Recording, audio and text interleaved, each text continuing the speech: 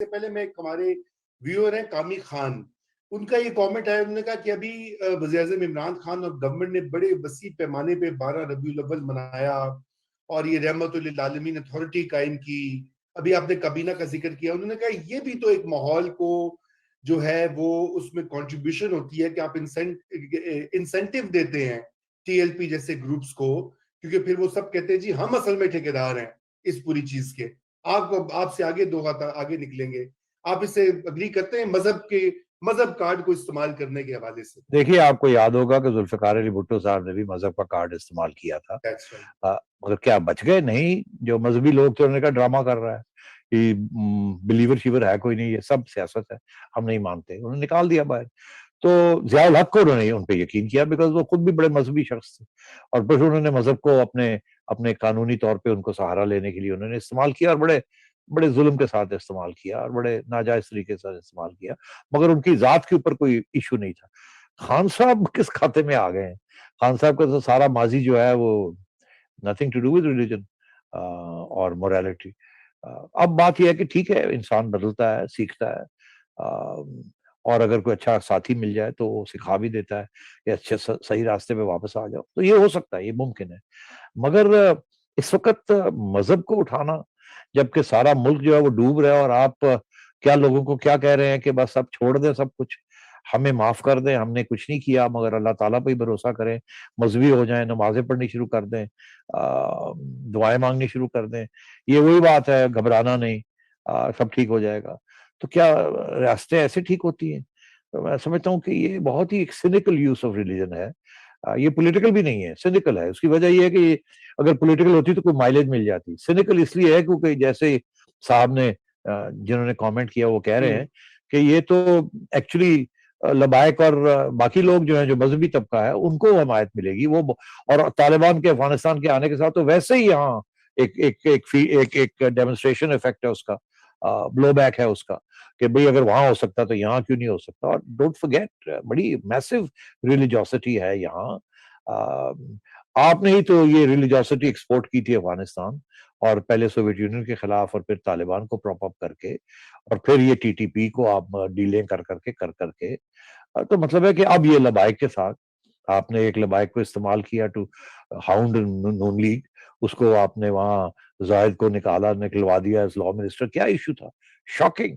उस इशू के ऊपर जाके फिर आपने पैसे वैसे भी बांटे, तो मतलब है कि एहसन इकबाल पे हमला कराया गया, ख्वाजा हाँ, आसिफ एहसन इकबाल पे, नवाज शरीफ पे, तीनों पे। बिल्कुल। और सो मैं ये उस वक्त के जो मिनिस्टर थे,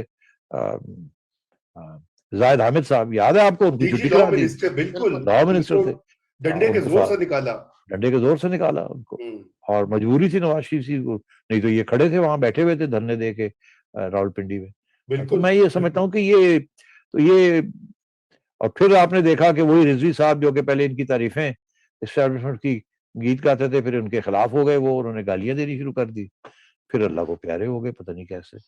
और फिर मतलब है कि आप देख ही रहे। चलिए, ये तो बेखा से होगी। अब आगे बढ़ते हैं जिस मौजू की तरफ आप कह रहे थे कि अगर अब हम बिल्कुल उस पर बात करना चाहते हैं, और आप ये बताइए हाइपोथेटिकल, यानी कि सिर्फ थ्योरी में, क्योंकि हमारे पास कोई, जैसे आपने कहा, हार्डकोर एविडेंस तो है नहीं कि जो दरारें या फासले या टेंशन इस वक्त जारी है रावलपिंडी और इस्लामाबाद के दरमियान, वहां पे आगे जो है क्या क्या सिनेरियोस हो सकते हैं और वो कैसे अगले आने वाले दिनों में प्ले आउट होंगे? देखिए, इमरान खान साहब ने तो जी जी और ये भी बताएं कि मतलब खुद इमरान खान की काबीना और उनकी जो इंतजामिया है, उसके सीनियर तरीन मेंबर्स प्रेस को मुख्तलिफ वक्तों में ये फीड करते रहे हैं कि बस अभी हमने निकाला, कल निकाला। ये इस तरह की जो गेम है वो क्यों कर रहे हैं? आज के लिए जो है वो कहा गया था कि ये नोटिफिकेशन निकलेगा, आज का दिन भी आकर गुजर गया है। ये 6 अक्टूबर से एक क्राइसिस युग चल रहा है, तो ये जो ब्रिंकमैनशिप है, इससे क्या हासिल करना चाहते हैं इमरान खान? ये इमरान खान साहब ने अपनी काबीना को भी नहीं बताया। उनको सिर्फ ये कहा कि ये करें, इसको पोस्टपोन कराते जाएं, वादे करते जाएं, कैरी ऑन, मैं आप खुद फैसला करूंगा, जब मैं करूंगा तो मैं करूंगा। तो वो बेचारे जो उनको कहा जाता है वो फिर आगे आगे इसको, अब बस ये आजकल आजकल ये आजकल वो शेख चीफ साहब ने तो पक्का कह दिया था जुमे के दिन से पहले हो जाएगा, मगर उनको यही कहा गया था ना हो जाएगा, बस हो जाएगा। नहीं जी कि कब होगा खान साहब, बस हो जाएगा ना अगले 3-4 दिनों में, यार हो जाएगा, इससे ज्यादा बात आप मेरे से मत पूछे। वो बेचारे ने जवाब तो देने हैं, जब वो जवाब नहीं देते तो आप लोग उनके पीछे पड़ जाते हैं, फिर वो आपको ऐसे ऐसे करके कहते हैं डोंट, तो शरारत मत करो, शरारत मत करो, फिर कह देते हैं हाँ भाई वो हो जाएगा। फवाद चौधरी साहब भी आजकल इतने इतने इनकी शक्लें हुई हुई हैं, इनको खुद नहीं पता कि ये आ रहे हैं, ये जा रहे हैं, बिकॉज जाहिर है इनमें से बहुत से लोग तो एस्टैब्लिशमेंट के मोरे हैं, सारी रिपोर्टिंग कर रहे हैं वहाँ एस्टैब्लिशमेंट को, काबीना के अंदर क्या हो रहा है क्या नहीं हो रहा, तो सारी पिक्चर तो पता है कैबिनेट के अंदर। इमरान खान को भी पता है कि सारी बातें यहाँ की वहां तक पहुंच रही हैं, मीडिया तक पहुंचे या ना पहुंचे वहां तक पहुंच जाती है, और इसलिए वो भी वही बात, उतनी बात ही करते हैं जो इंप्रेशन देना चाहते हैं वहां। तो इसलिए to get back to the question that we were talking about, Imran Khan साहब के इरादे जो हैं वो उन्हें बातें 2-3 बातों का पता है जिसका शायद ताल्लुक ये सारा कुछ जो हो रहा है उसके साथ हो। पहली बात ये है कि इमरान खान साहब को पता है कि इस्टेब्लिशमेंट के सपोर्ट के बगैर वो अगली इलेक्शन नहीं जीत सकते, वो वाइप आउट हो जाएंगे। उनको अब इस बात का एहसास हो गया कि इस्टेब्लिशमेंट के अंदर काफी मसले है और इस्टेब्लिशमेंट शायद उनको सपोर्ट नहीं करेगी to win the next election, because बहुत बदनाम हो गई है उनके साथ 1 पेज कर करके।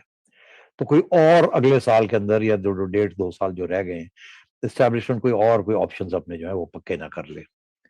एक बात श्योर है कि अब इस्टेब्लिशमेंट रिग नहीं करेगी आपके लिए इलेक्शन, अगली आपके साथ भी हो, कंस्पिरेसी ना भी करे आपके खिलाफ, आपके लिए रिग नहीं करेगी और आपके लिए बदनामी नहीं लेगी। तो अगर ये पता है तो फिर ये भी पता है, तो हम जा रहे हैं, फिर आज नहीं कल, कल नहीं परसों, और जब जाएंगे विल बी वाइप्ड आउट, फिर 10 साल हमें कोई पूछने वाला नहीं होगा, बिकॉज जो हमारी कारकर्दगी रही है, और पता चल जाएगा कि 2018 में भी किस किस्म की रिगिंग हुई थी। तो अब अगर ये बात है तो अगर आप इमरान खान हो तो आप क्या सोचें? पहली बात तो आप ये सोचें कि यार फिर अगर छुट्टी होनी है तो फिर टाइमिंग बड़ा इंपॉर्टेंट है कि, और तरीका बड़ा इंपॉर्टेंट है कि मैं फिर इंतजार ना करूं अगली इलेक्शन की, क्योंकि अगली इलेक्शन तक इंतजार किया ये इकोनॉमी ने तो ठीक होना नहीं मेरे से, मुझे पता है अपनी कुव्वत का, ये मजहब शजब कितना मैं एक्सप्लॉइट कर लूंगा, और हर रोज कोई ना कोई नया प्रॉब्लम आ रहा है, ये मेरे अब बस की बात नहीं है। अब तरीका ये है कि किश्ती डूब रही है तो कैसे मैं किश्ती को या तो खुद डुबा के और तैर के निकलूं, या मैं कहूं किसी ने डुबा दी है किश्ती और मैं एक शहीद बन जाऊं, जिंदा शहीद जिसे कहते हैं, सियासी शहीद। तो अगर ऐसी सिचुएशन हो तो जाहिर है यू विल से कि यार बेटर वो ऑप्शन जो मैं अपने हाथ में रखूं, या कि वो उसके बिना उसके बरक्स वो ऑप्शन को और इस्तेमाल करे, फिर इनिशिएटिव उनके पास होगा, इनिशिएटिव तो मेरे पास होना चाहिए अपने मुकद्दर का।